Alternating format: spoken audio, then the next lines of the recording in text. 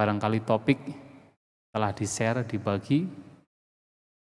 Yang akan saya sampaikan adalah berkenaan dengan praktik bertahap yang mana membawa kepada pembebasan.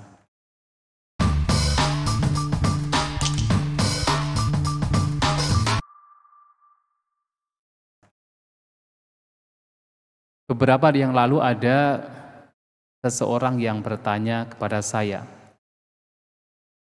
Pertanyaan ini adalah pertanyaan yang sebenarnya sering, terutama ditanyakan oleh para berumah tangga.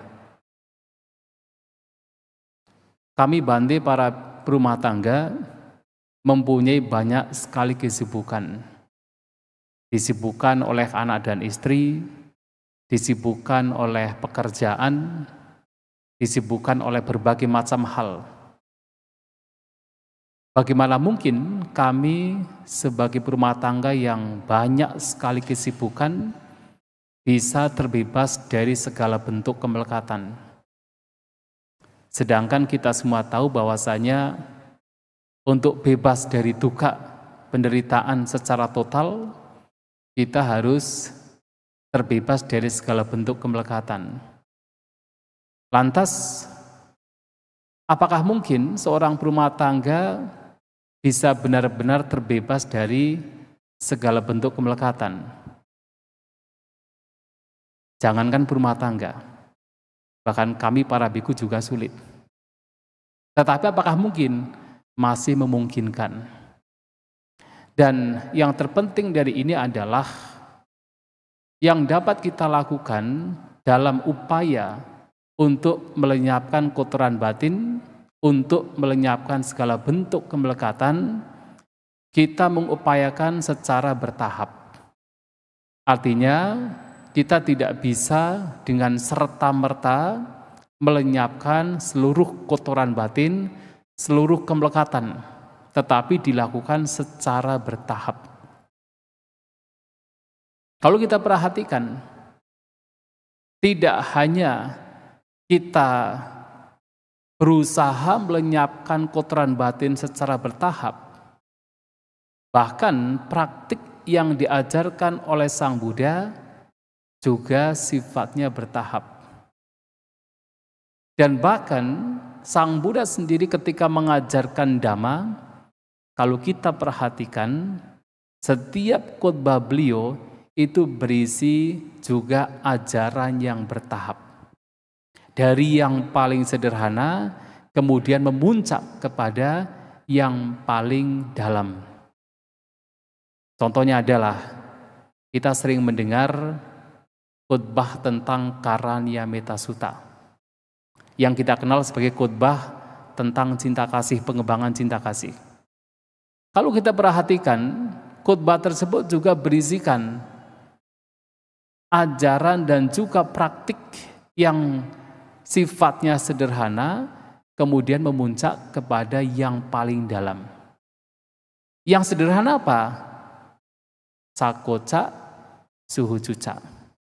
Artinya seseorang harus betul-betul capable, betul-betul mampu untuk menjadi jujur dan sangat jujur. Suwaco casa mudu anatimani. Menjadi orang yang patuh, mudah dinasihati, yang lemah lembut, dan juga tidak sombong, anatimani. Yang kemudian mengarah kepada praktik meditasi, pengembangan cinta kasih. Dan di bait terakhir kita melihat sudah mulai mengarah kepada praktik vipassana. Didinca anupagama silawa dasanina sampano. Seseorang menghindari, tidak mendekat didik pandangan-pandangan yang salah. Nah, seorang yang bermoral demikian silawa juga memiliki dasana yang tidak lain adalah pandangan terang, vipassana. Yang kemudian dengan praktik kemoralan yang paling depan, kemudian ada meditasi, pengembangan cinta kasih, dan ada kebijaksanaan, pada akhirnya mengarah kepada pembebasan. Nahit jatu gabaseyang punaretiti. Dengan praktek demikian, seseorang tidak akan terlahir di rahim manapun.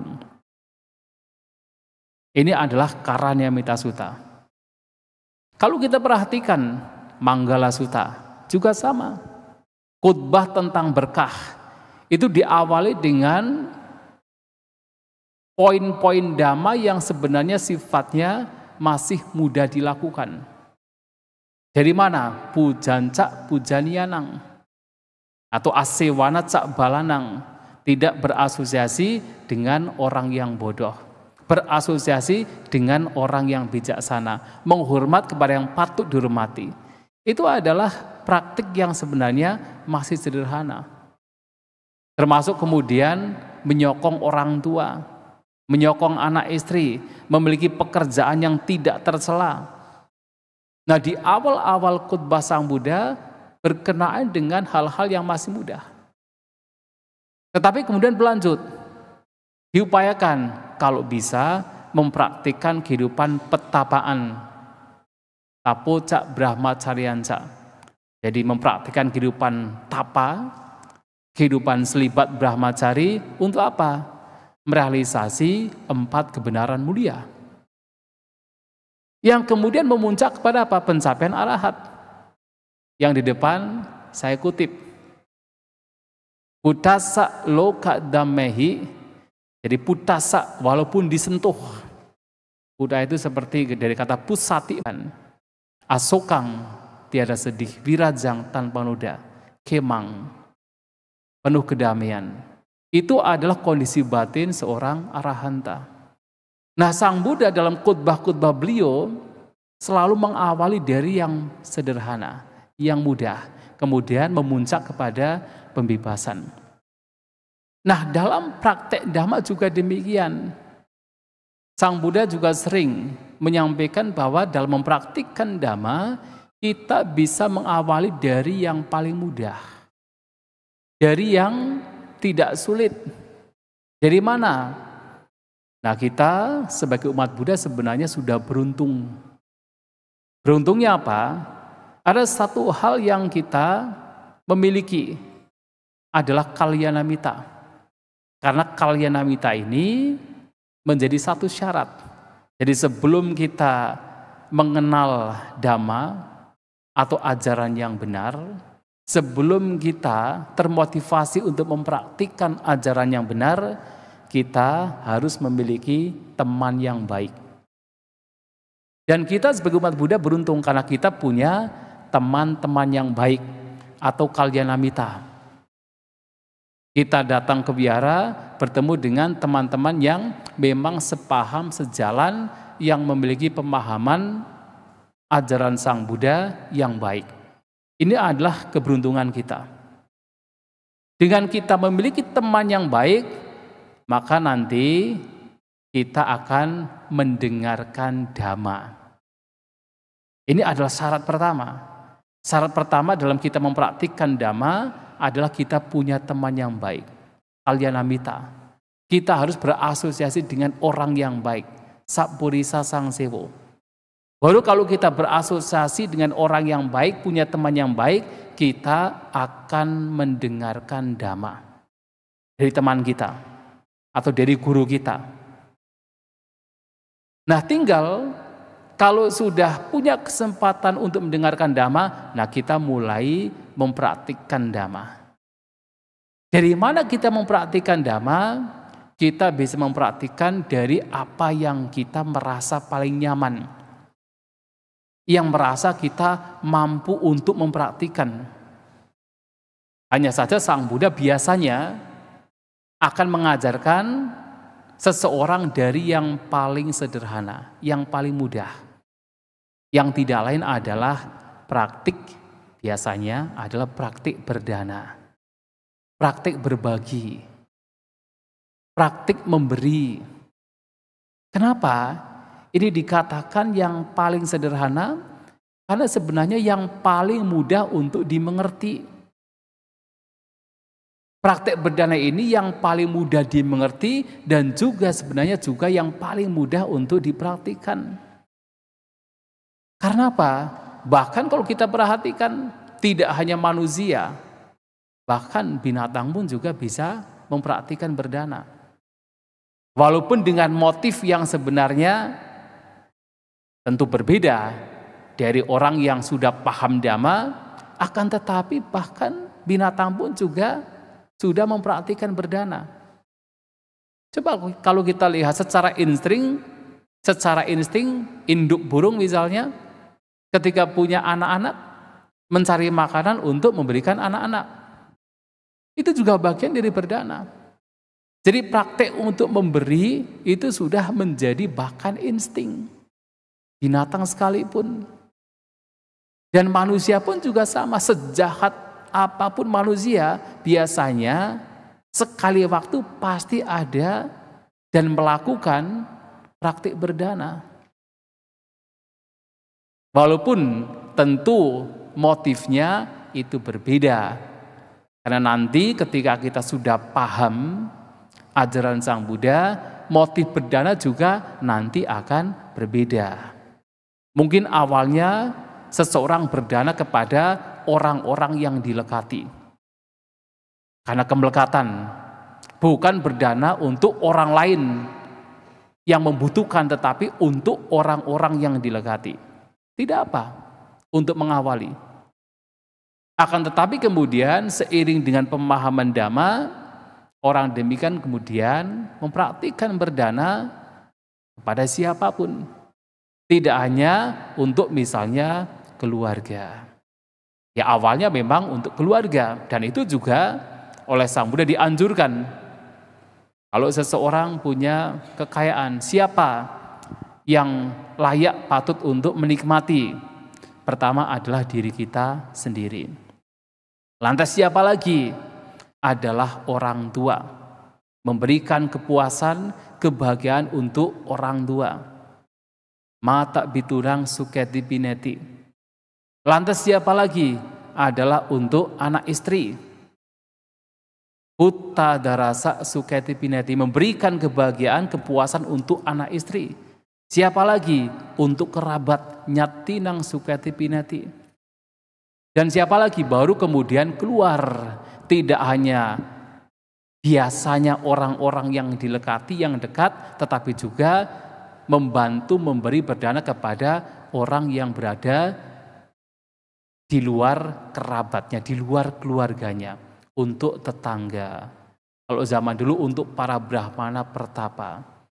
Nah itu semua adalah proses. Ya mungkin awalnya ketika mempraktikkan berdana, barangkali motifnya adalah supaya terkenal misalnya. Tetapi kemudian setelah memahami dhamma, mulai tahu oh ternyata kalau berdana ini juga bisa membawa kepada kelahiran di alam surga. Nah tidak hanya untuk kebahagiaan sekarang, tetapi kebahagiaan setelah kematian. Dan kemudian setelah paham dhamma lagi, ternyata juga tahu, oh ternyata praktek berdana juga bisa sedikit demi sedikit mengikis kotoran batin, mengikis keserakahan, mengikis kebencian, bahkan mengikis kebodohan. Dan praktek dhamma memiliki motif yang berbeda-beda, dan itu pun juga bagian dari sebuah tahapan. Jadi kalau ada orang yang masih berdana hanya untuk keluarganya saja, nggak apa-apa. Itu masih lebih baik. Orang berdana kemudian masih untuk mencari nama, tidak apa-apa. Itu juga bagian dari sebuah proses. Tidak kemudian kita itu kemudian menjelekkan, mencela, tidak. Kalau orang berdana kemudian masih dengan harapan untuk supaya telah di alam surga, ya tidak apa-apa juga. Bagian dari tahapan.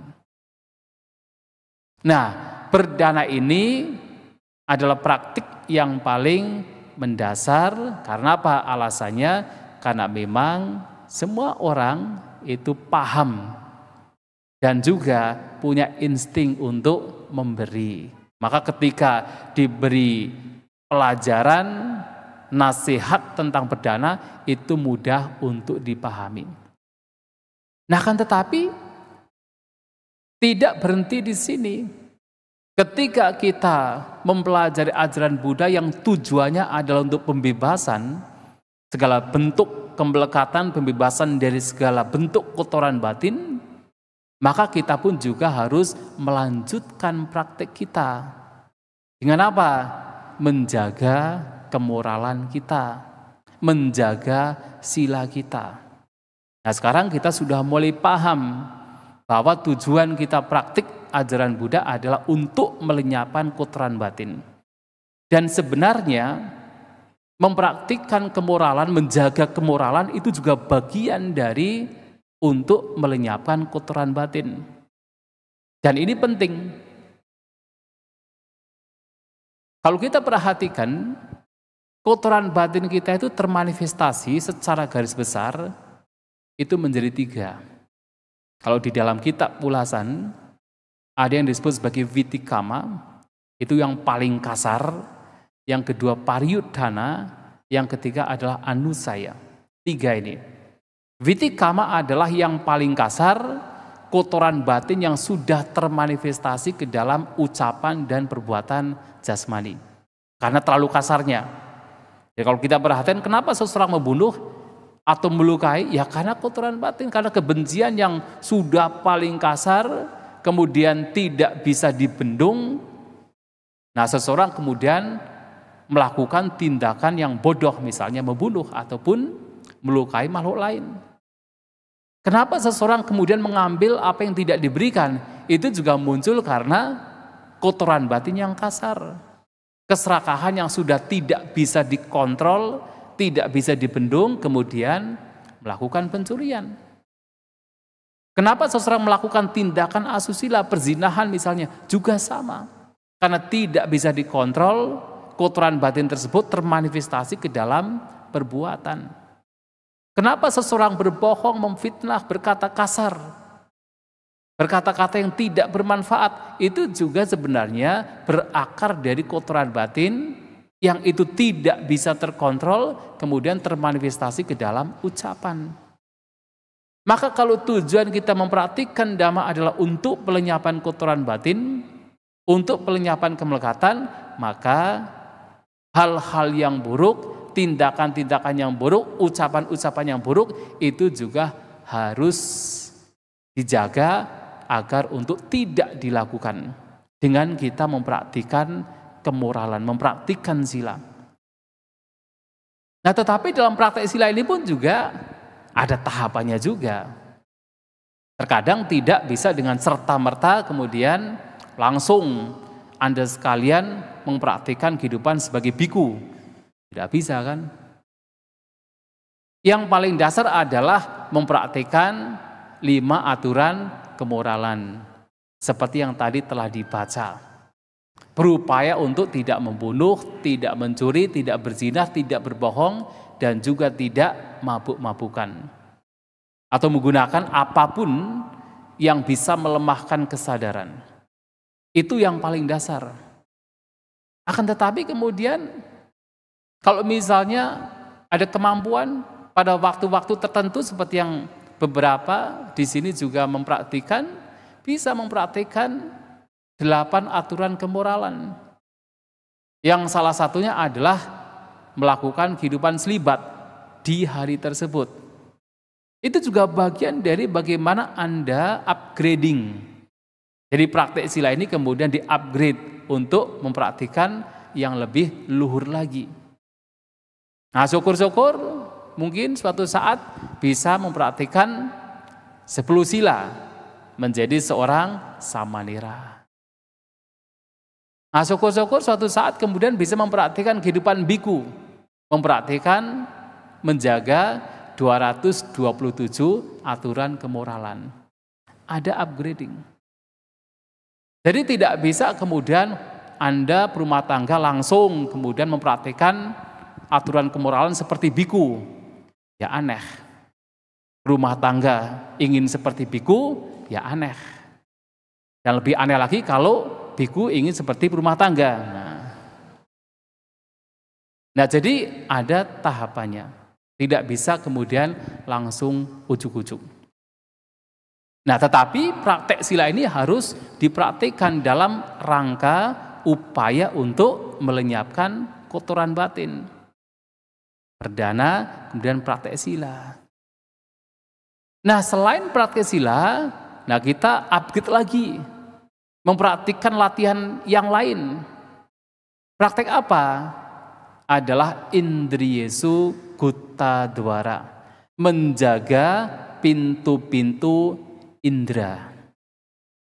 Dan ini penting sekali. Mengapa? Karena kotoran batin yang muncul dalam batin kita ini itu muncul ketika indra-indra kita ini kontak dengan objeknya masing-masing.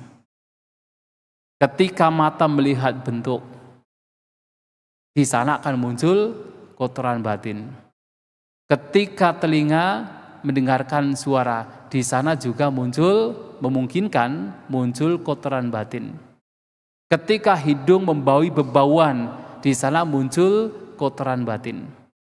Demikian pula ketika lidah merasakan rasa, tubuh mendapatkan sentuhan, dan pikiran itu berpikir, di sana juga memungkinkan untuk memunculkan kotoran batin. Contohnya apa? Adalah ketika kita melihat objek yang menyenangkan. Biasanya kalau tidak hati-hati muncul keserakahan, muncul kesukaan. Tetapi kemudian ketika melihat objek yang tidak menyenangkan, di sana akan muncul kebencian, muncul ketidaksukaan.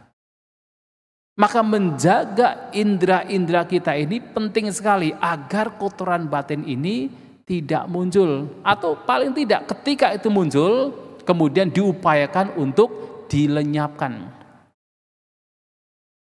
Tetapi apakah menjaga 6 indera kita, kemudian kita harus menutup mata kita? Ataukah kita harus menutup telinga kita? Atau menutup hidung kita? Tidak mungkin kan? Kita punya mata, ya masih melihat. Punya telinga, masih mendengar. Punya hidung, masih membaui. Punya lidah, kita harus makan. Dan kita merasakan rasa makanan. Kita punya tubuh, kapan saja pasti bersentuhan dengan berbagai macam objek. Kita dalam menjaga indera-indera kita tentu dengan tidak menutupnya. Walaupun tentu sekali waktu harus ditutup juga. Kalau kita tidak menutup mata kita gimana ya? Ya, kan harus tidur kan? Tetapi dalam kita menjaga atau kita mempraktikkan indriyesu gutta dwara, menjaga pintu indera, kuncinya adalah ketika melihat, kita menjaga, kita mengenali apakah kotoran batin muncul atau tidak. Ketika itu muncul, maka harus segera dilenyapkan. Demikian pula ketika kita mendengar suara juga sama. Apakah kotoran batin muncul atau tidak? Ketika itu muncul, dilenyapkan. Kita masih melihat, kita masih mendengar. Tetapi kita menjaga batin kita saat indera-indera kita kontak dengan objeknya masing-masing. Nah, suatu kali ada seorang pengembara bernama Uttara mendatangi Sang Buddha. Kemudian Sang Buddha bertanya, karena Uttara ini punya guru. Sang Buddha bertanya, "Wahai Uttara, bagaimana guru Anda mengajarkan para siswanya untuk mengembangkan indera, mengembangkan indera-inderanya?" Ini bagian dari menjaga indera-inderanya. Lantas, apa jawaban dari Uttara? Dia mengatakan, guru saya mengatakan, "Cakuna rupang nak pasati, sotena sadang nak sunati." Dalam upaya untuk menjaga indera-indera, maka seseorang hendaknya tidak melihat bentuk dengan mata dan tidak mendengar suara dengan telinga. Sotena sadang nak sunati, tidak mendengar suara dengan telinga. Lantas Sang Buddha balik bertanya, oh kalau begitu berarti seseorang yang buta, yang tuli adalah seseorang yang betul-betul batinnya berkembang. Betul-betul batinnya terjaga. Kenapa? Karena dia tidak melihat dan dia juga tidak mendengar. Nah, mendengar demikian, Utara ini menunduk malu. Karena ternyata tidak demikian. Lantas Sang Buddha menyampaikan kepada Bhante Ananda siswanya, bagaimana seseorang mengembangkan indera-inderanya di dalam Dhamma Vinaya, di dalam ajaran Sang Buddha. Nah, itulah kesempatan Bhante Ananda memohon Sang Buddha untuk menjelaskan. Nah, bagaimana kita menjaga 6 indera kita adalah ketika kita melihat, sebagai contoh, melihat objek dengan mata. Biasanya kalau kita melihat objek dengan mata, di sana akan muncul perasaan. Apakah perasaan menyenangkan, tidak menyenangkan, atau perasaan netral. Dan ketika muncul perasaan, pasti di sana akan muncul pikiran juga. Pikiran senang, tidak senang, pikiran biasa-biasa saja, pikiran netral. Nah, akan tetapi seseorang yang mempraktikkan ajaran Buddha, mempraktikkan dalam pengembangan batinnya, kemudian memunculkan perenungan. Perenungannya adalah bahwa apapun bentuk pikiran yang muncul ketika melihat objek, yang berakar dari melihat objek, maka itu harus dilihat. Sebagai apa? Sangkarang, sangkatang, olarikang, padijak samupanang. Ini sebagai satu contoh bagaimana kita mengembangkan batin kita berkenaan dengan menjaga pintu indera kita. Melalui perenungan bahwa apapun bentuk pikiran yang muncul ketika mata melihat objek, itu sifatnya adalah sangkatang, berkondisi. Sifatnya adalah olarika, kasar. Sifatnya adalah padijak samupanang, yang kemunculannya itu bersebab. Yang sebenarnya kalau kita gali lagi, itu lebih kepada perenungan bahwa apapun bentuk pikiran yang muncul ketika 6 indera kita itu kontak dengan objek-objeknya, itu semua adalah anicca, tidak kekal, bagian dari dukkha penderitaan, dan itu sifatnya adalah tanpa diri, tanpa self, tanpa aku, tanpa adanya entitas. Anicca, dukkha, anatta. Dan ketika perenungan demikian dimunculkan, nah batin itu akan menjadi withdrawing, batin akan menjadi detached, tidak melekat. Nah, di sanalah kemudian muncul UPK, keseimbangan batin. Nah, itu adalah salah satu pengembangan berkenaan dengan 6 indera kita yang tujuannya tidak lain adalah untuk melenyapkan kotoran batin yang muncul saat indera-indera kita bersentuhan dengan objek-objeknya. Dan ini harus juga dipraktikkan. Dan ini sebenarnya juga menjadi poin dari cita bawana, pengembangan batin. Nah, terkadang kami para biku juga ditanya oleh umat berkenaan dengan, wah ada seseorang Bante yang konon katanya sudah banyak bermeditasi, yang sudah sering ikut retreat, puluhan kali retreat, tetapi kok dari perilaku yang terlihat kok tidak mencerminkan kalau dia ini sudah sering ikut retreat. Masih suka marah-marah, mudah tersinggung, dengan keluarganya tidak baik-baik saja, dengan tetangganya apalagi.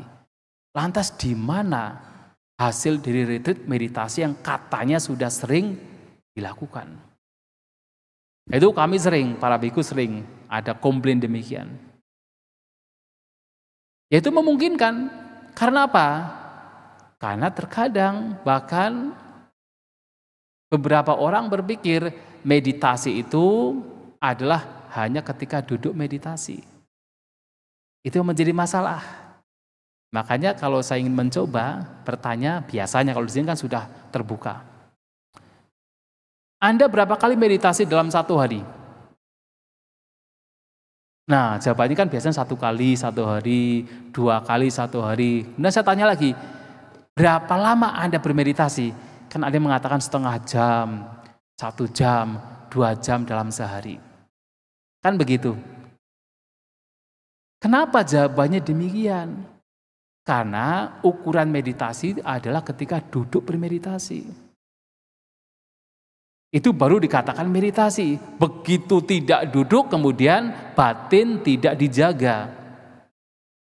Ya pantesan sudah banyak ikut retreat, ya terjaga batinnya hanya ketika retreat. Terjaga batinnya ketika hanya duduk saja. Tapi begitu tidak duduk, begitu mata melek begini, batin tidak dijaga karena dalam pikirannya adalah tidak bermeditasi. Padahal meditasi yang sesungguhnya, pengembangan batin yang sesungguhnya adalah bagaimana setiap saat, setiap waktu kita menjaga batin kita. Bahkan ketika melihat dengan mata kita dan kita menjaga batin kita, itu bagian dari meditasi, bagian dari pengembangan batin citta bawana. Kita melihat seseorang yang tidak kita sukai, mungkin karena dia pernah mengucapkan kata-kata yang kasar. Muncullah kemarahan. Tapi begitu ada kemarahan, kita berusaha untuk menenangkan batin kita, menenangkan emosi kita. Itulah meditasi. Kita mempraktikkan indriya sukhuta dwara, menjaga pintu indera, di saat yang sama kita juga sedang mengembangkan batin. Kita sedang mempraktikkan meditasi yang diajarkan oleh Sang Buddha, citta bawana. Nah, kalau ini dipraktikkan, maka meditasi itu tidak terbatas ketika kita duduk saja. Tidak terbatas ketika mata kita terpejam, mata kita melek pun juga, asal kita menjaga batin kita, itu adalah bagian dari meditasi. Kita mendengarkan suara, asal kita menjaga batin kita, itu juga bagian dari meditasi. Kita makan, kemudian kita menjaga batin kita, tidak memunculkan keserakahan ataupun kebencian, itu juga bagian dari meditasi. Makanya kalau kita bicara makan kan Sang Buddha memberikan perenungan tentang perenungan yang bijak berkenaan dengan makan. Makan bukan untuk kesenangan, bukan untuk permainan, bukan untuk mempercantik, memperindah diri, sekedar untuk melangsungkan hidup. Makan untuk membantu kehidupan bermoral. Makan hanya untuk melenyapkan rasa sakit yang lama karena lapar, tapi tidak membuat sakit yang baru karena kekenyangan. Nah, kalau kita mampu merenungkan demikian dan kita makan sesuai dengan porsi kita, mata nyuta cak batasming, itu juga bagian dari meditasi. Bagian dari pengembangan batin. Karena apa? Di situ ada upaya untuk melenyapkan kotoran batin yang bisa muncul karena makan. Maka salah satu cara untuk melenyapkan kotoran batin disampaikan oleh Sang Buddha adalah padi sewana pahatabasawa. Kotoran batin yang harus dilenyapkan di saat sedang menggunakan. Menggunakan apa? Apa yang kita butuhkan. Salah satunya adalah ketika menggunakan makanan. Kita melakukan perenungan demikian, itu juga bagian dari kita mempraktikkan meditasi citta bawana. Dan ini juga bagian dari indriya sukhuta dwara. Nah, ini juga penting untuk kita praktikkan. Dari perdana, praktek sila, kemudian indriya sukhuta dwara, atau dengan istilah lain adalah indriya samvara.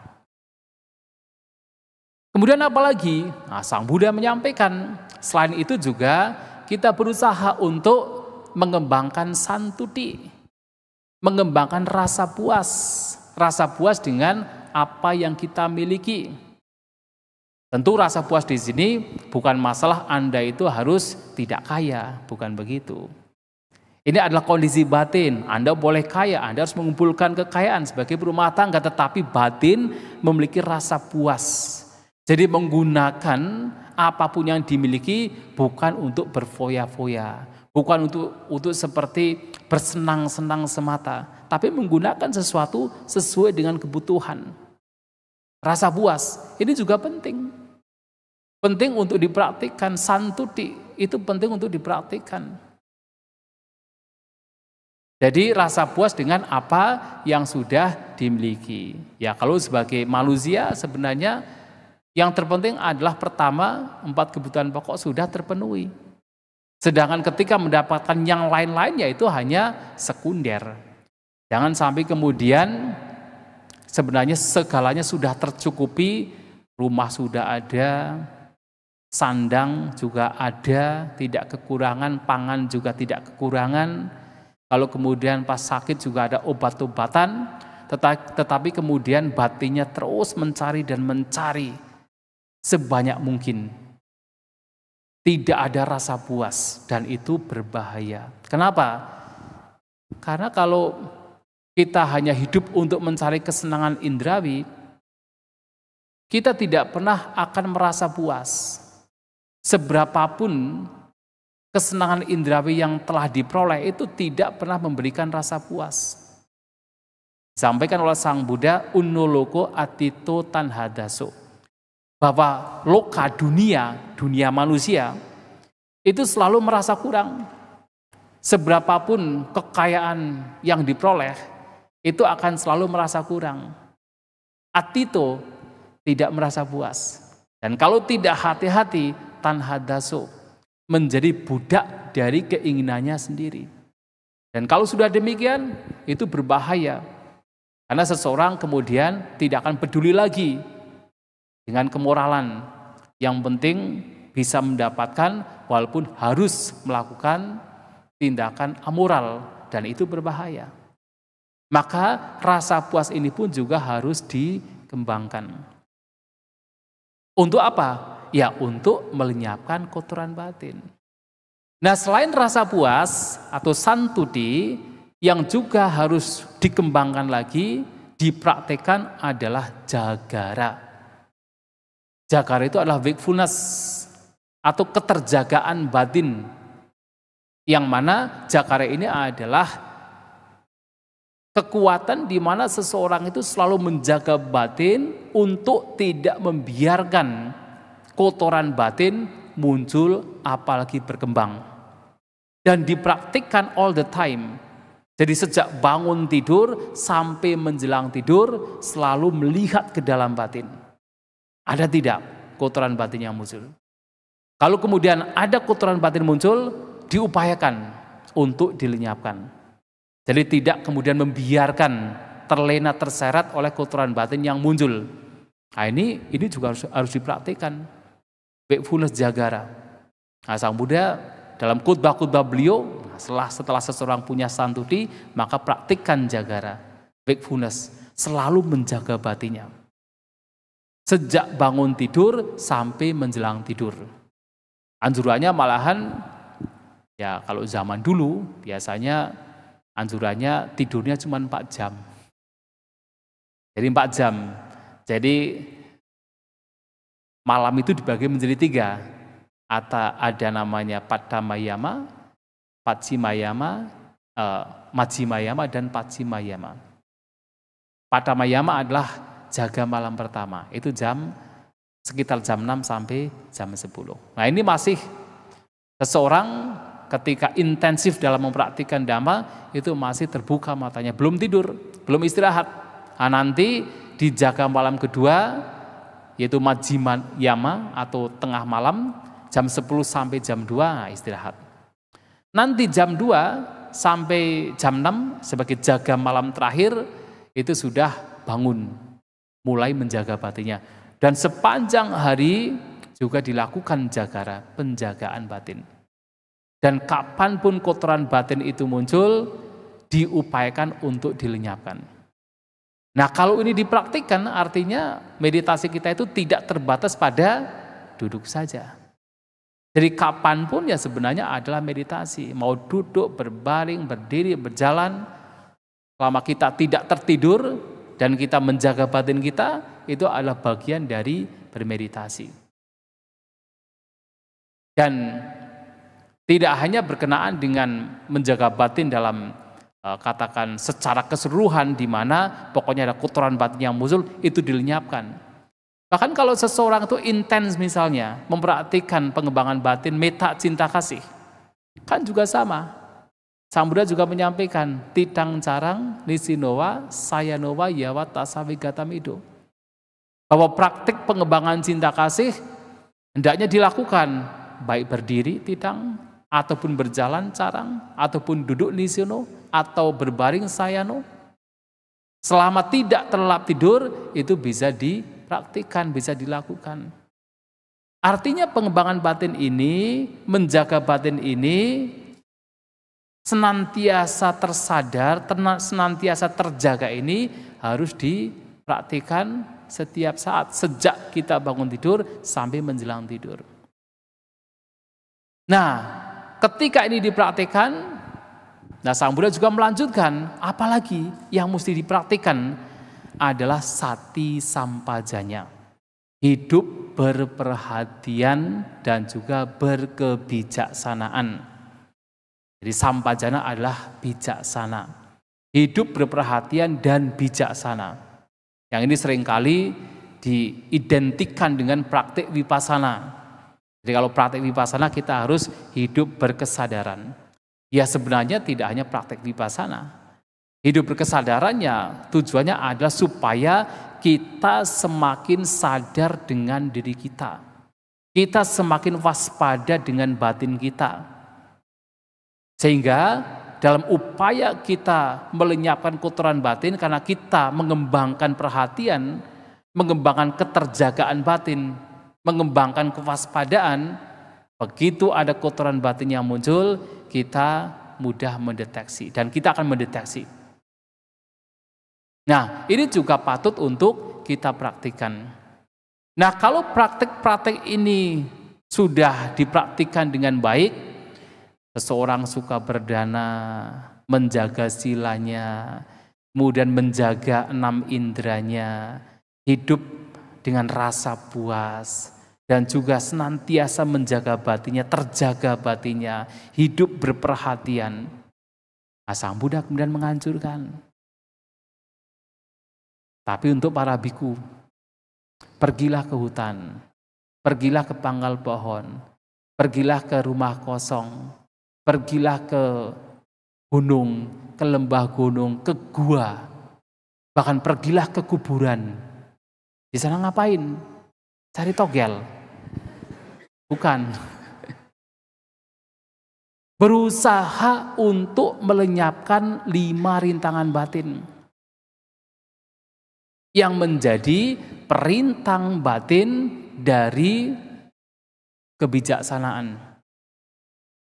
Nah, melenyapkan 5 rintangan batin di tempat-tempat yang sepi ini setelah seseorang terlatih dalam berdana, praktek sila, indriya sangwara, santuti, jagara, sati sambajanya, kemudian diminta untuk pergi ke tempat yang sepi. Untuk apa? Bermeditasi yang intensif melenyapkan 5 rintangan batin. Apa saja? Melenyapkan kamacanda, yaitu keinginan-keinginan yang berkenaan dengan kesenangan indrawi. Melenyapkan vyapada, kebencian. Melenyapkan tinamida, malas, ngantuk. Melenyapkan udaca kukuca, kegelisahan, kekhawatiran. Melenyapkan keraguan-raguan wicikica. 5 rintangan batin ini harus dilenyapkan. Nah, kalau 5 rintangan batin ini dilenyapkan dengan pondasi yang sudah kuat tadi, ada suka berdana, sila dan sebagainya, barulah kemudian memungkinkan untuk apa? Vivi cewa kamehi, vivi ca aku saladamehi, Sawi takang sawi carang piti sukang vivekajang piti sukang patama janang upasampaja viharati. Baru kemudian bisa mencapai jana pertama. Yang mana seseorang dalam jana pertama ini karena melenyapkan 5 rintangan batin, dia terasing, terbebas dari apapun bentuk pikiran yang berkenaan dengan kesenangan indrawi.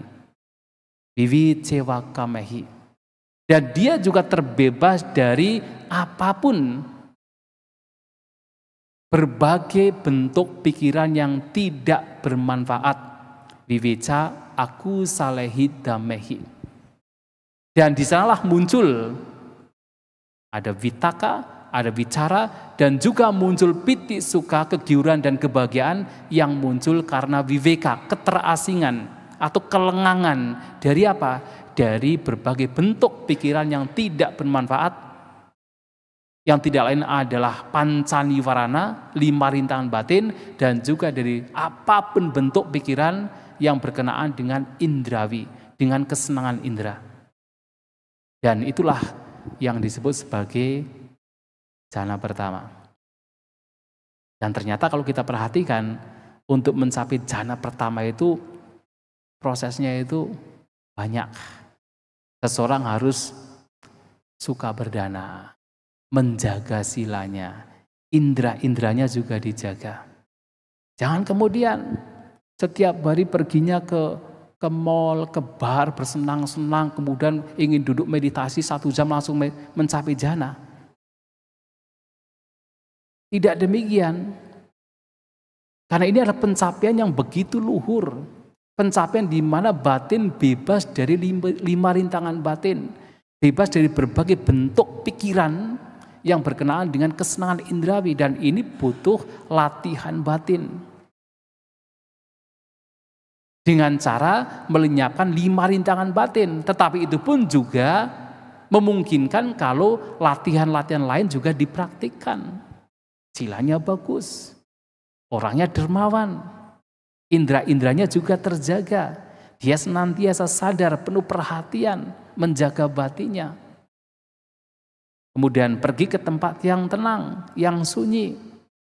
Tidak ada disturbance, tidak ada distraction. Baru kemudian memungkinkan untuk terbebas dari segala bentuk pikiran yang buruk. Aku salahi damehi, mencapai jana pertama. Dan dikembangkan lagi, kemudian mencapai jana kedua.